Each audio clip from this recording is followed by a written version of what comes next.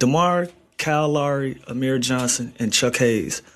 Those 4 dudes basically talked me out of retiring 3 years ago. So what, you was going through depression? Yeah, actually I was. So what ended up happening was I went to 6-man in Toronto. They didn't want to bring me back because of some lifestyle shit. So I go to the Lakers. The Lakers traded me to Houston.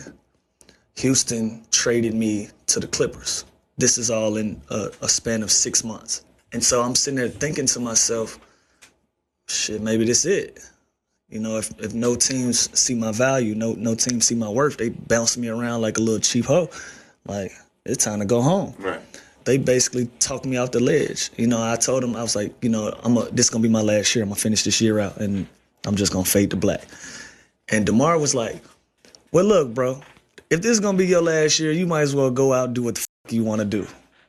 And I did that shit and won another 6-man. You know what I'm saying? And that shit rejuvenated my whole energy. I found my love for the game again.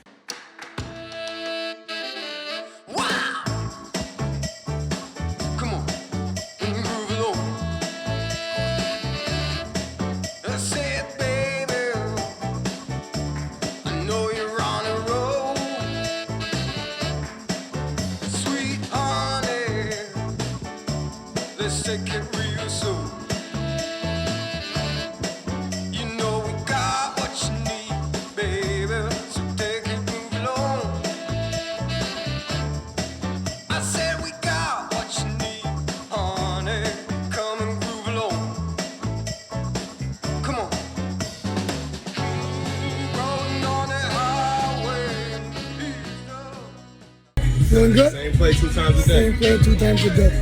Woo!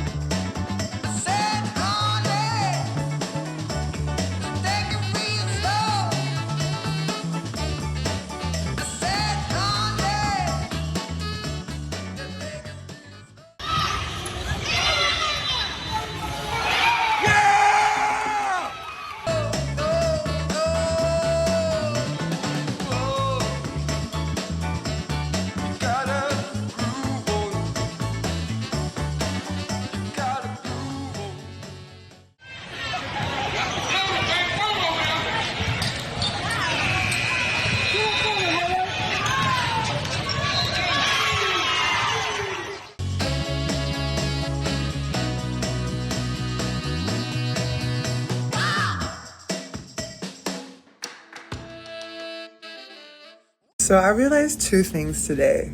Is 1, a lot of my... Oh, the f*** is going on here? 2 things. 1, I think a lot of my followers don't know I'm Australian. And 2... I'm an Adidas athlete. That's all.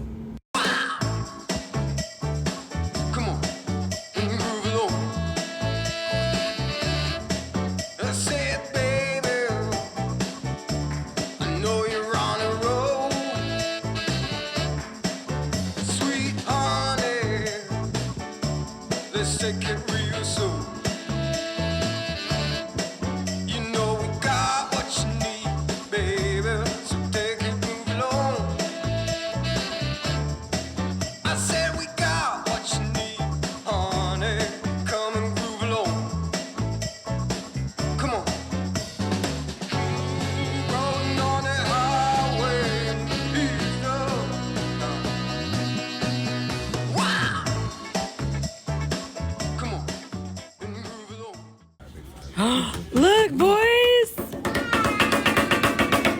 Hey, wow. Hey. Arigato, bye. Thank you.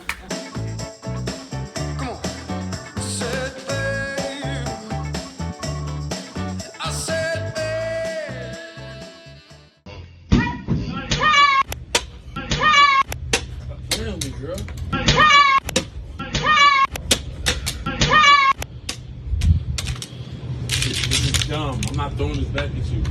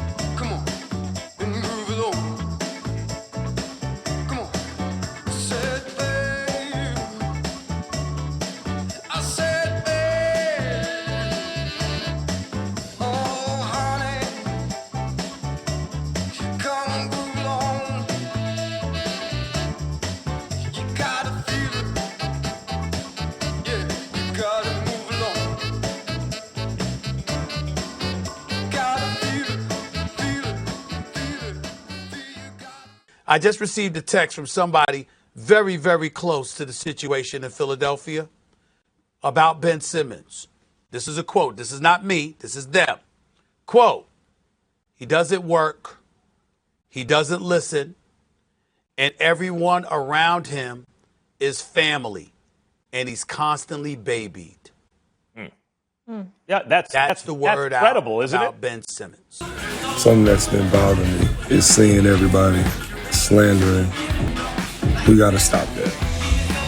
It say 76ers. It don't just say Ben. He's 24 years old. He's still learning who he is as a person and a player. I'm going to stick with him no matter what. Ben, I got your back, man. You're my brother. Coaching clearly was an issue, but it doesn't eclipse number one. Give it to me right here. Karma. Oh. Why? Wow. Get out of here. Oh. Listen to this, Max. Stay with me.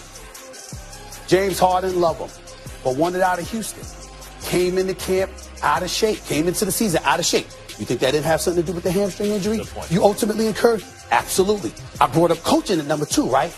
Remember, Kyrie Irving is quoted as saying at the beginning of the season, we don't really need coaching. Guess what? Kyrie, you were thinking about you. What about the other players that were going to need to produce?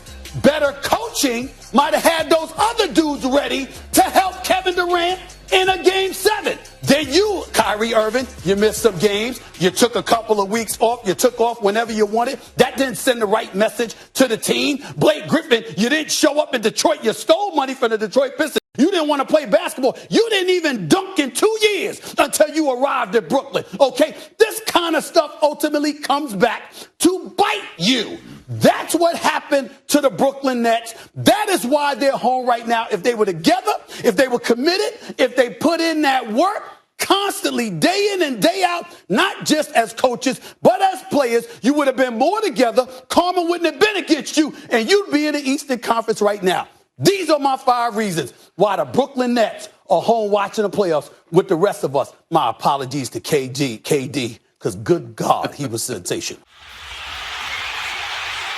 What a perfectly executed play.